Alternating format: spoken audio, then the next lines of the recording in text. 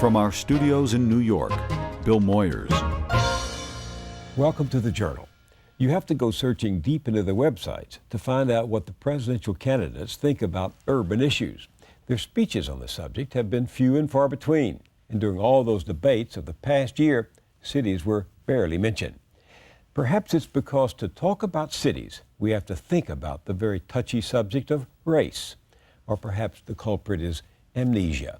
We've simply forgotten the past that produced the urban challenges of today. Here's what I mean. The official name for it was the National Advisory Commission on Civil Disorders, but it passed through the press and to popular lore as the Kerner Commission report, and that's how it's remembered today, at least to those of us old enough to remember. If you think all the talk about race in this presidential campaign is savage, you should have been around 40 years ago in 1968 when this report was published. Talk about controversy. The Kerner Report was an unflinching portrait of America, and it was born from the flames of exploding cities. July 1967, Newark, New Jersey goes up in flames. Reacting to a rumor that police had beaten and allegedly killed a local man, residents protested, peacefully at first, but then the scene turned violent.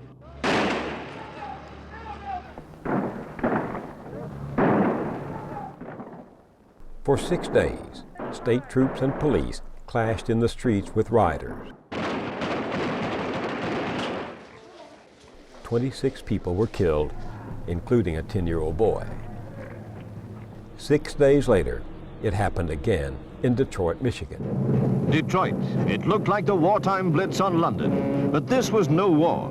It was arson, looting, a race riot blown up into something beyond control. Triggered by another police action and another angry protest gone haywire, the destruction of downtown Detroit was worse than Newark's. The nation watched on TV as Detroit was torn apart. As reports poured in of snipers shooting at police, President Lyndon Johnson called in the Army to put an end to the violence. Thousands of African Americans were rounded up and a curfew was thrown over the city. 5 days on, 43 people were dead, hundreds wounded, and block after block of inner-city Detroit was destroyed. Locals picked through the ruins, stunned and confused. The mayor said his city looked like Berlin in 1945. It wasn't just Newark and Detroit that erupted that year. Scores of other cities were under siege. In 1967, 126 cities were hit by racial violence, with 75 incidents classified as major riots. The country was stunned and terrified. What was driving these events? President Johnson felt compelled to act. We need to know the answer, I think, to 3 basic questions about these riots. What happened? Why did it happen? What can be done to prevent it from happening again and again? To answer those questions, LBJ appointed what became known as the Kerner Commission, named for its chairman, Illinois Governor Otto Kerner. New York City's mayor, John Lindsay, was vice chair. The youngest member of that panel was a populist senator from Oklahoma named Fred Harris. Just in his 30s at the time, and coming from a mostly white state, Harris nonetheless went to the floor of the Senate and called on the president to fully and publicly reckon with these awful events. It's going to take a national commitment, a massive kind of national commitment, and anything less than that will not cure the ills that we have in poverty generally and in the problems of race and the problems of our cities. The president listened. He was furious about the riots, believing that militant groups such as the Black Panthers must have somehow been behind the violence. But when the Kerner Commission's work was done, its findings would shake Lyndon Johnson and the country. The Kerner Report became a moment of clarity for America, a time when the nation was forced to focus on the harsh realities of racism, poverty, and injustice in our cities. On the 40th anniversary of this historic Kerner Commission report, I asked that formerly young populist Senator Fred Harris to talk about his experience. He's one of the last of the surviving members of the original commission. What was the urgency? I mean, here you were just recently elected to the Senate from Oklahoma, a basically white state, little town of Walters. What were you thinking? Is this the end of the country? What is it? We just didn't know how far this was going to go. Johnson, the president, he said to me, "Have you seen the FBI reports about these riots?" Johnson was like a lot of people who thought really there was some conspiracy behind them. And I said, the conditions are such and the hostilities are such in these central cities that almost any random spark could set them off. And that's what happened in Detroit and Newark. You and other members of the commission actually went to the streets where the riots had occurred. That's right. What did you see? What all these years later, what are the particulars you remember most formidably? We went, we divided up into teams, and my team was John Lindsay and me. John was then the mayor of New York. You couldn't have had two more different people, me from a little town in Oklahoma and John Lindsay. For one thing, he was tall and you were short. That's right. And I remember when we went, for example, we went to Milwaukee. And I spent a good portion of that day in a black barber shop. We found Milwaukee as segregated, really, maybe more so than southern cities. For example, I kept saying to people, do you run into much discrimination here in Milwaukee? And people didn't know quite how to answer it. It turned out the reason was that they didn't see any white people. That's how segregated Milwaukee was. And we found there people, of course, and this was true all over, black people had come up there looking for jobs. From the South. And the trouble was they found very little opportunity. Jobs is what we heard everywhere. John Lindsay and I were walking down the streets in Cleveland, I believe it was, for example, and we'd see idle young black men on the street, And these guys would get up, they said, what we need is jobs, baby. Jobs. Get us a job, baby. I remember that, and that's what we heard all over. It was the promise of those jobs that had lured so many African Americans up from the South in the first place. From World War II on, millions of blacks migrated north, packing into the booming industrial cities of Chicago and Newark, Milwaukee and Detroit, where they earned wages that were the first steps out of poverty for an entire generation.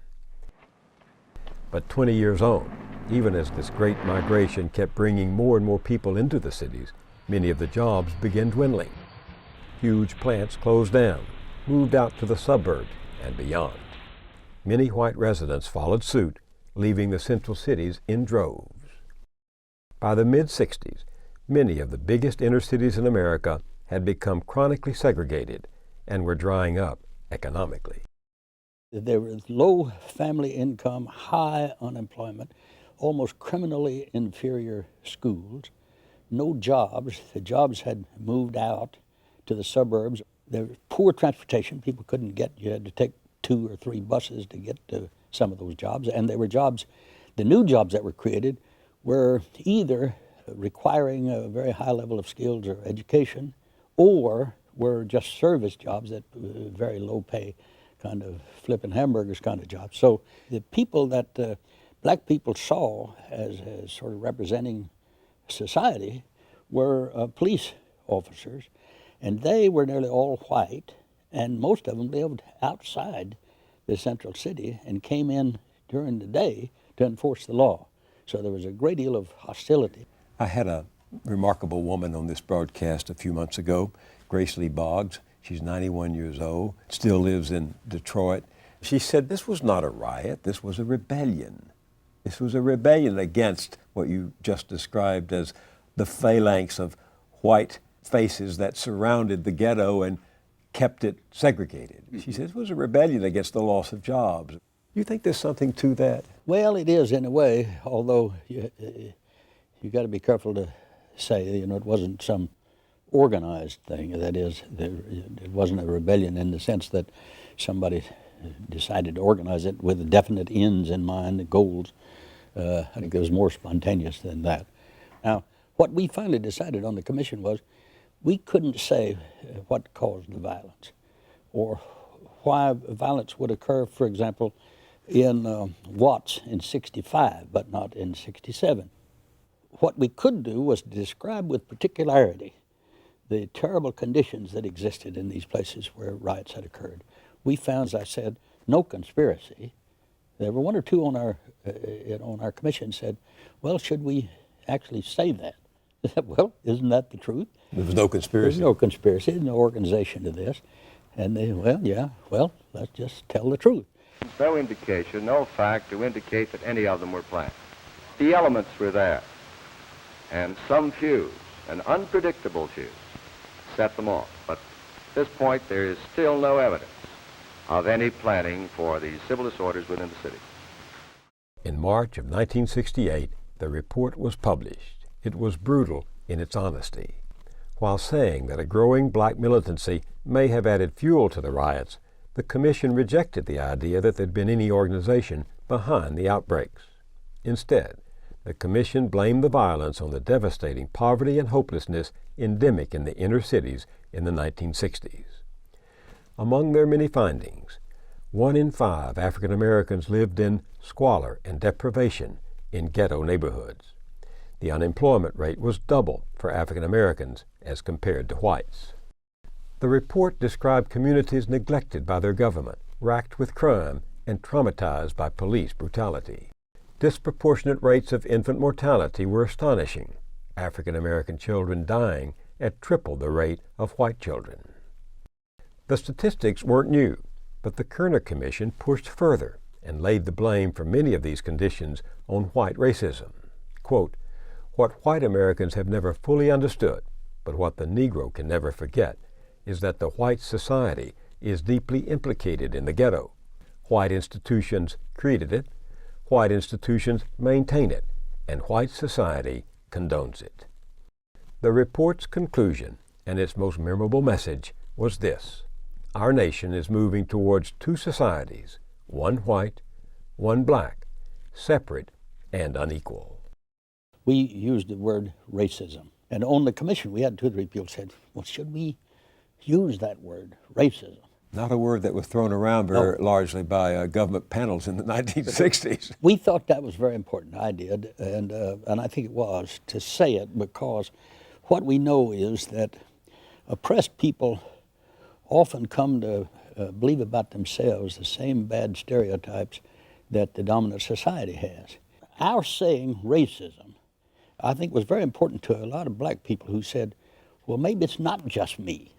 Maybe I'm not by myself at fault here. Maybe there's something else going on. I remember that the headlines based on the premature leak of a summary of the report would read, Commission blames riots on whites. That's right, white racism. White racism, and that inflamed whites who didn't want to be blamed. That's right. But that we thought, and I think if we'd have had time to background it, so people would have understood it a little better. What we were talking about with racism was not one white person hating one black or all black people.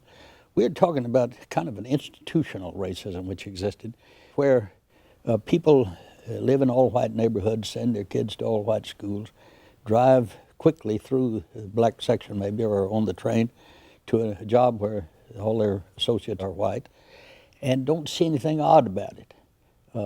That was what the natural order of things. That's right. That's what we were talking about. For civil rights leaders like the Reverend Martin Luther King, the Kerner Report confirmed reality.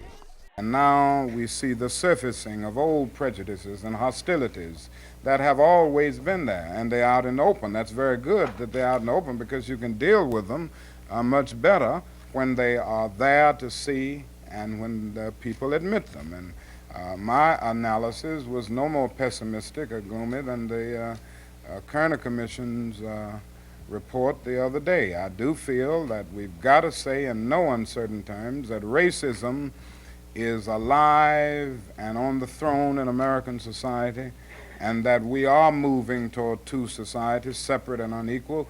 And if something isn't done to stop this in a very determined manner, things can really get worse. The Kerner commissioners suggested a series of solutions to tackle the problems they diagnosed, everything from better early childhood education to a crackdown on police brutality. They pushed for massive job creation, more affirmative action, and an expansion of the social safety net. But critics saw the commission as wrong-headed. They blasted Kerner for blaming everyone in society except for the rioters themselves. Commission members had hoped to spend 6 more months explaining their report to the public and lobbying for their recommendations. But in the face of all the criticism, LBJ shelved that idea. Looking back all this time, what did the Kerner Commission get right? I think virtually everything was right. And I could add on to that this. I think one of the awfulest things that came out of the Reagan presidency and later was the feeling that government can't do anything right and that everything it does is wrong. The truth is that virtually everything we tried worked. We just quit trying it, or we didn't try it hard enough, and that's what we need to get back to. We made progress on virtually every aspect of race and poverty for about a decade after the Kerner Commission report.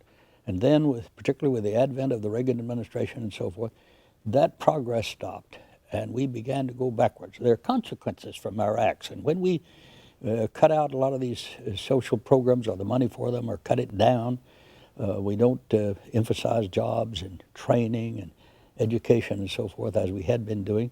There are bad consequences from that. The Reagan conservatives were quite critical of the Kerner Commission as being unbalanced and simplistic. They say, for example, that you fail to take into consideration the close correlation between being born out of wedlock and growing up without a father and being poor, that your work over the years actually exempts the poor from being responsible for their own condition. Well, you know, the breakdown in families is just like sort of crime and narcotics and so forth. These are the consequences. They're the handmaidens, in a sense, of poverty. I said at the time, there are a lot of people who want to punish people for being poor. You know, it's your own fault. We want to punish people for being poor. I said, I used to be poor myself, and being poor is punishment enough. I think what you need to do is to help people up, give them a hand up, and recognize the kind of terrible conditions that they've grown up in. Of subcommittees and committees. For the last 30 years, Fred Harris has been teaching politics at the University of New Mexico. Power was diffused, and one way it was diffused was to break all these committees down into subcommittees. But he's never lost his commitment to the work of the Kerner Commission. When he's not in the classroom, Harris is part of a major, ongoing investigation into the issues of race and poverty today. He sits on the board of the Eisenhower Foundation, based in Washington, D.C. The foundation was created to continue the work of the Kerner Commission. Its mission is to research and support successful programs in the inner cities. Every few years, Eisenhower publishes an updated set of findings, a report card of how the country is dealing with the key issues raised by Kerner. Alan Curtis is president of the Eisenhower Foundation. The Kerner Commission said, look, these problems can be solved. Let's not give up hope. And so we try to be keepers of the flame of that message, that there is hope, there are solutions. And we remind America every so often that we still have a long ways to go in fulfilling the prophecies of those commissions and their recommendations. Alan Curtis and Fred Harris have been holding hearings in Washington, Detroit, and Newark to prepare a report on the 40th anniversary of Kerner. We want to listen. We're taking testimony. We would encourage you to discuss today not only the solutions, but how to change political will in America so that we can embrace the priorities of the Kerner Commission and we can begin to fulfill America's promise. It's education. In those cities, they heard a striking array of voices. We've gone from an urban crisis in the 60s to an urban catastrophe in the 21st century. That's what you're looking at when you look at Katrina. That's what you're looking at when you look at gentrification. We are in an urban catastrophe. We need to be blunt about it. And because we've used the wrong words, it doesn't wake people up. It puts them to sleep. This is not an ordinary situation, and it is a national situation. It is not a Newark situation. Big northeastern cities are home to some of the most concentrated poverty in the country. And that's your new split. That's your new divisions. We're seeing lives of quiet desperation, that we have cordoned off communities in which we allow crime to exist. We allow lots of bad things to exist. As long as they don't spill over, that's okay. I would take issue with one of the premises of the most famous quote in this, that we're moving towards two societies. I would respectfully suggest that we never were one society in this country. This country has simply never confronted the issue of race. Race is, I guess to use a religious term, the original sin of this country. I believe 40 years later, today, the conditions here in Southeast Michigan are just as ripe for protest and demonstration and possibly all those other negative things as they were 40 years later. You need not look too far to see Gina, Louisiana's, and all of the other challenges. On my way here, there are people on corners standing up with signs say we'll work for food. But we in here talking about what's the problem. You want to know what's going on? As somebody say, it's almost the same old, same old. The continuation of white flight that started in the 50s has been compounded by the exodus of the middle and upper class blacks as Detroit experienced a brain drain. In 1970, the infant mortality rate, that is our babies dying before age of 1, was about 65% higher in the black community than in the white community. Currently, it's 205% higher in the black community than in the white community. The city of Detroit constitutes 85% black residents, only 9% white residents. The poverty rate, white it's only 5.9%, blacks 24%. The median family income for whites over $65,000, for blacks only $37,000. We could go on, but it's very clear that there are these measurable distinctions between blacks and whites in Metro Detroit. The young people of my congregation and my community are as industrious as you will find anywhere. They are as innovative and as intelligent as any that you will find anywhere. But unfortunately, they have a number of challenges that have been unaddressed because the recommendations of the Kerner Commission were ignored or dismissed. The one industry which has flourished is the prison industry. Yeah. And yes, it has become an industry. During the last 15 years, this state has been averaging one brand new prison a year. We have got to get serious about what's going on and what our government is allowing to happen to us and how we're losing our rights every single day. And all this money that's being spent for the war, we need to pray about that, because it should not be going to Iraq. It should be right here in our cities, in our neighborhood. When we had 9/11, we were arguing about Social Security reform. Where are we going to find the money for it? And within 48 hours after 9/11, we found $40 billion for New York City, $1 billion an hour. When we want to do something as a country, we do it. This is not about can we do. This is about a will. This is about do we want to do. When you start saying, I'm going to have cuts in Medicare and Medicaid, cuts to housing and urban development, no subsidies to mass transit, eliminate funding for job training, cut school lunch programs for inner city children, eliminate school loan programs for minority students, repeal after-school programs, etc. What I'm saying is this is about public policy. This is about resource implementation. The 1968 Kerner Commission conclusion that racism is deeply embedded in the American society is still true. Racism is still as American as apple pie in this area. The existing huge disparities by race could not exist without racism. The Eisenhower Foundation has now issued its preliminary report, echoing the testimony heard across the country. While noting that certain things have improved, such as the growth of the black middle class, the Foundation nonetheless concludes that America has, for the most part, failed to meet the Kerner Commission's goals of less poverty, inequality, racial injustice, and crime. Among the troubling facts, 37 million Americans live in poverty today, But African Americans are 3 times as likely to be at the very bottom of the scale, living in what's known as deep poverty. Median non-white families have just 1/5 the wealth of white families. And over the last 20 years, 3 times as many African American men go to prison as go to college. Many people today, Americans have short memories of course, don't realize, for example, that the sentence for a minority person is longer than a sentence for a white person going to prison. Minorities are more likely to get the death sentence than white. The sentences for crack cocaine used disproportionately by minorities are longer than the sentences for powder cocaine used disproportionately by whites. And so there is still this endemic institutional racism in America that people forget about, and I think they need to be reminded about that. The Eisenhower Foundation's full report will be released later this year. Fred, you've been teaching democracy down there at the University of New Mexico for 30 years. I mean, your textbook on democracy is used in universities all over the country.